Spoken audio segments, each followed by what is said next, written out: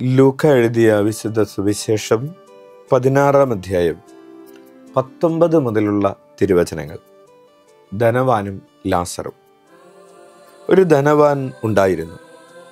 അവൻ ചമന്ന പട്ടും മൃദുല വസ്ത്രങ്ങളും ധരിക്കുകയും എന്നും സുഭിക്ഷമായി ഭക്ഷിച്ച് ആനന്ദിക്കുകയും ചെയ്തിരുന്നു.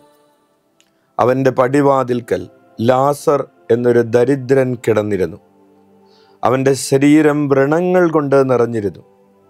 ധനവാന്റെ മേശയിൽ നിന്ന് വീണിരുന്നവ കൊണ്ട് വിശപ്പടക്കാൻ അവൻ ആഗ്രഹിച്ചു. നായ്ക്കൾ വന്ന് അവൻ്റെ വ്രണങ്ങൾ നക്കിയിരുന്നു. ആ ദരിദ്രൻ മരിച്ചു.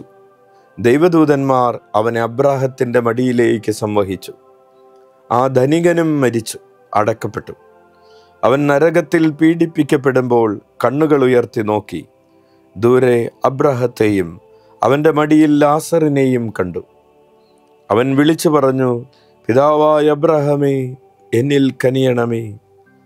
തൻ്റെ വിരൽത്തുമ്പ് വെള്ളത്തിൽ മുക്കി എൻ്റെ നാവ് തണുപ്പിക്കാനായി ലാസറിനെ അയക്കണമേ. ഞാൻ ഈ അഗ്നിജ്വാലയിൽ കിടന്ന് യാതന അനുഭവിക്കുന്നു. അബ്രഹാം പറഞ്ഞു, മകനെ, നീ ഓർമ്മിക്കുക, നിനക്ക് ജീവിതകാലത്ത് എല്ലാ സുഖസൗകര്യങ്ങളും ലഭിച്ചിരുന്നു. ലാസറിനോ കഷ്ടതകളും. ഇപ്പോൾ അവനിവിടെ ആനന്ദിക്കുകയും നീ വേദന അനുഭവിക്കുകയും ചെയ്യുന്നു. കൂടാതെ ഞങ്ങൾക്കും നിങ്ങൾക്കും മധ്യേ ഒരു വലിയ ഗർത്തവും സ്ഥാപിക്കപ്പെട്ടിരിക്കുന്നു.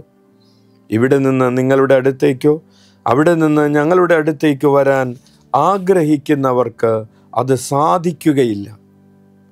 അപ്പോൾ അവൻ പറഞ്ഞു, പിതാവേ, അങ്ങനെയെങ്കിൽ ലാസറിനെ എൻ്റെ പിതൃഭവനത്തിലേക്ക് അയക്കണമേ എന്ന് ഞാൻ അപേക്ഷിക്കുന്നു. എനിക്ക് 5 സഹോദരന്മാരുണ്ട്.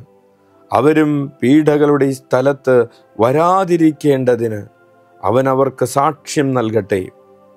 അബ്രഹാം പറഞ്ഞു, അവർക്ക് മോശയും പ്രവാചകന്മാരും ഉണ്ടല്ലോ, അവരുടെ വാക്ക് കേൾക്കട്ടെ.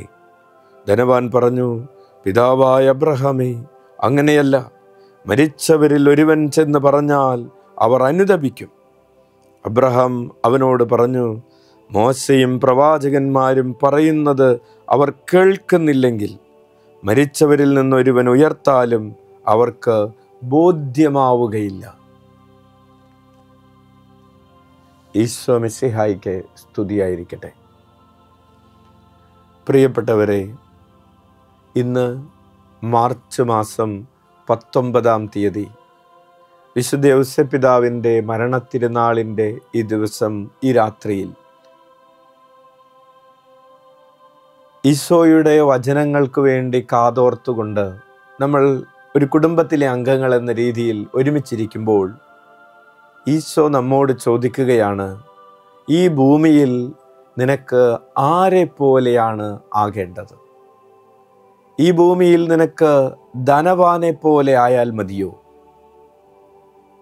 ഈ ഭൂമിയിൽ എങ്ങനെയാണ് ഒരാൾ ധനവാനെ പോലെ ആകുന്നത്, അല്ലെങ്കിൽ ധനവാനാകുന്നത്? ഈ ധനവാൻ ചെയ്തുകൊണ്ടിരുന്ന കാര്യങ്ങൾ, അവൻ എല്ലാ ദിവസവും മൃദുല വസ്ത്രങ്ങൾ ധരിക്കുകയും സുഭിക്ഷമായി ഭക്ഷിക്കുകയും ചെയ്തു എന്നാണ് പറയുന്നത്.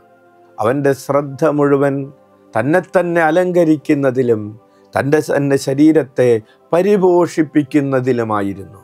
അതാണ് ധനവാൻ ചെയ്തുകൊണ്ടിരുന്നൊരു കാര്യം.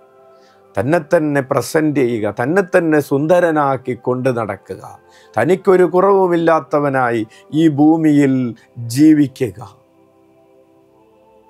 ഈശോ ചോദിക്കുന്നു, ഈ ഭൂമിയിൽ നിനക്ക് ധനവാനാകണമോ, അല്ലെങ്കിൽ ഈ ഭൂമിയിൽ നിനക്ക് ലാസറാകണമോ? ലാസർ എങ്ങനെയായിരുന്നു ജീവിതം? ലാസറിൻ്റെ ജീവിതം കഷ്ടതകളുടെ ജീവിതമായിരുന്നു. ലാസറിൻ്റെ ശരീരം മുറിവുകളുടെ ശരീരമായിരുന്നു. ലാസറിൻ്റെ ജീവിതം വേദനയുടെയും യാതനയുടെയും ജീവിതമായിരുന്നു. പരിത്യാഗത്തിൻ്റെയും പട്ടിണിയുടെയും ജീവിതമായിരുന്നു.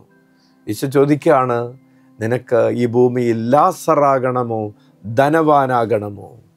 ഇന്നും സുഭിക്ഷമായി സുന്ദരനായി ഭൂമിയിൽ ജീവിക്കണമോ, വേദനകളിലൂടെ, പ്രയാസങ്ങളിലൂടെ, കഷ്ടതകളിലൂടെ കടന്നു പോകണമോ? ഈ ചോദ്യത്തിൻ്റെ ഉത്തരം പറയുന്നതിന് മുമ്പ് നമ്മൾ വേറൊരു കാര്യം കൂടി ചിന്തിക്കണം. ഈ ഭൂമിയിൽ ധനവാനായി ജീവിച്ചവന് മരണം വരെ അവൻ ധനവാനായിരുന്നു. ലാസർ മരണം വരെ ദരിദ്രനായിരുന്നു. പക്ഷേ ഈ ഭൂമിയിൽ മരണം വരെ ധനവാനായിരുന്നവൻ അവൻ്റെ മരണത്തിന് ശേഷം അവൻ അടക്കപ്പെട്ടു എന്നാണ് പറയുന്നത്. അവൻ കുഴിച്ചിട്ടു. അവൻ നിത്യതയിൽ ദരിദ്രനായി മാറി, നിത്യതയിൽ അഗ്നിയിൽ കിടക്കുന്നവനായി മാറി, നിത്യതയിൽ ഒരു തുള്ളി ജലത്തിൻ്റെ ലാഭമില്ലാത്തവനായി മാറി.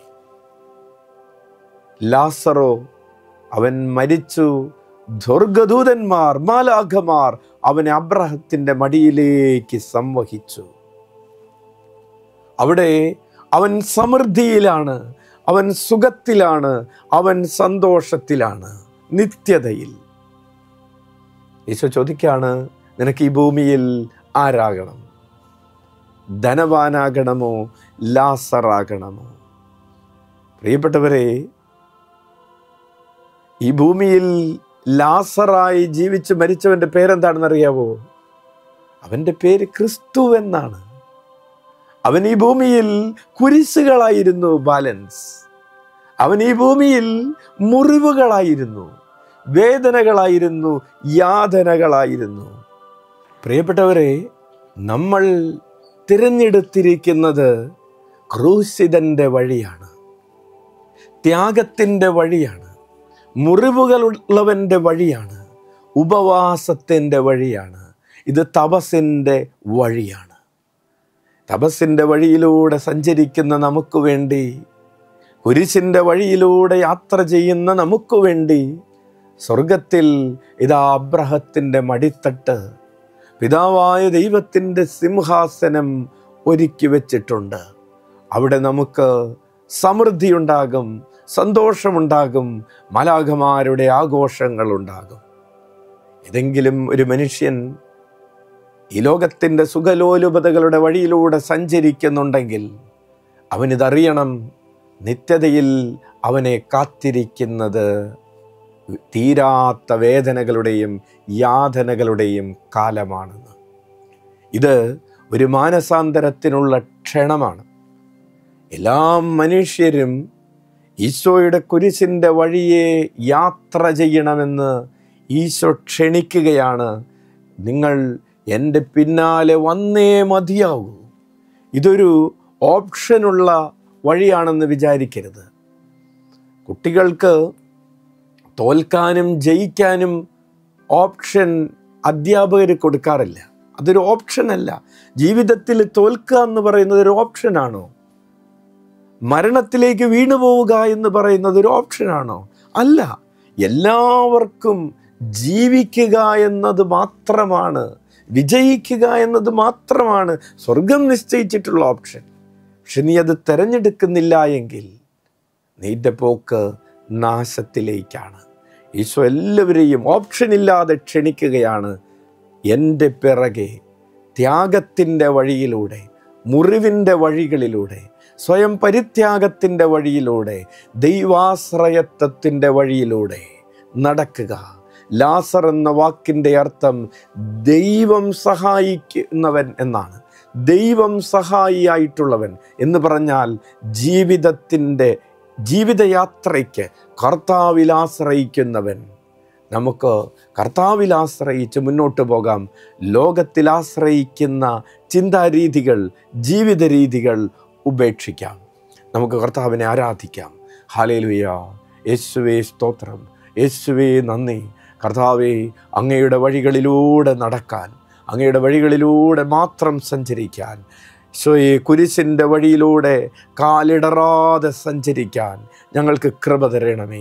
മനം തകരാതെ യാത്ര ചെയ്യാൻ ഞങ്ങൾക്ക് വരം നൽകണമേ. ഹല്ലേലൂയ, ഹല്ലേലൂയ, ഹല്ലേലൂയ.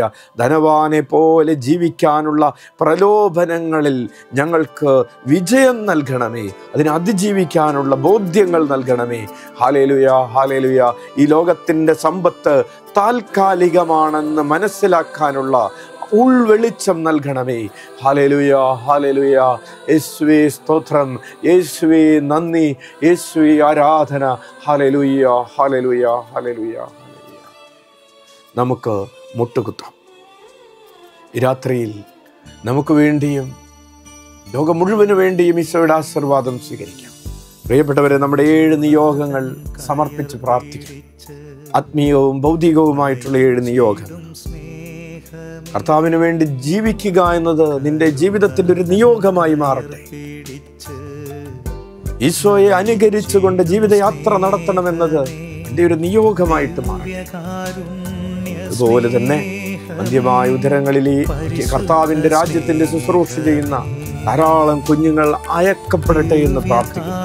ഉദരത്തിലുള്ള കുഞ്ഞുങ്ങൾ സൗഖ്യം പ്രാപിക്കട്ടെ എന്ന് പ്രാർത്ഥിക്കുന്നു. കൈക്കുഞ്ഞുങ്ങളും വിദ്യാർത്ഥികളും യുവതി യുവാക്കളും അനുഗ്രഹിക്കപ്പെടട്ടെ. പരീക്ഷകൾ എഴുതുന്നവർക്ക് ഉന്നതമായ വിജയങ്ങൾ ലഭിക്കട്ടെ, ജോലി ലഭിക്കട്ടെ. വിവാഹ തടസ്സം നേരിടുന്നവർക്ക് കർത്താവ് അവർക്ക് വേണ്ടി ഒരുക്കി വെച്ചിട്ടുള്ള ജീവിത പങ്കാളിയെ കണ്ടെത്താനും സ്വീകരിക്കാനും സാധിക്കട്ടെ. ഹല്ലേലൂയ, ഹല്ലേലൂയ. യേശുവേ സ്തോത്രം, യേശുവേ നന്ദി, യേശുവേ ആരാധന. ഹല്ലേലൂയ, ഹല്ലേലൂയ, ഹല്ലേലൂയ. സ്തുതിക്കുന്നു, സ്തുതിക്കുന്നു, ആരാധിക്കുന്നു, മഹത്വപ്പെടുത്തുന്നു. ഹല്ലേലൂയ, ഹല്ലേലൂയ, ഹല്ലേലൂയ. യേശുവേ സ്തോത്രം, യേശുവേ നന്ദി. ഉച്ചത്തിൽ യേശുനാമം വിളിക്കാം. ഈശോയേ, ഈശോയേ, അനന്തമാകാരുണ്യമേ, ഈശോയേക്കാൾ അനന്തമാകാരുണ്യമേ, ആത്മാവിന്നകതാരിനുള്ളിൽ അഭിഷേക ജ്വാലയായി ഈശോയേ, ഈശോയേ, ഈശോയേ. കരുണതൻ കയർ പിടിച്ച് പരമപരിശുദ്ധ ദിവ്യകാരുണ്യത്തിന്, സ്നേഹമേ, പരമപരിശുദ്ധ ദിവ്യകാരുണ്യത്തിന് നേരവും ആരാധനയും സ്തുതിയും പുകഴ്ചയുണ്ടായിരിക്കട്ടെ. പരമപരിശുദ്ധ ദിവ്യകാരുണ്യത്തിന് നേരവും ആരാധനയും സ്തുതിയും പുകഴ്ചയുണ്ടായിരിക്കട്ടെ.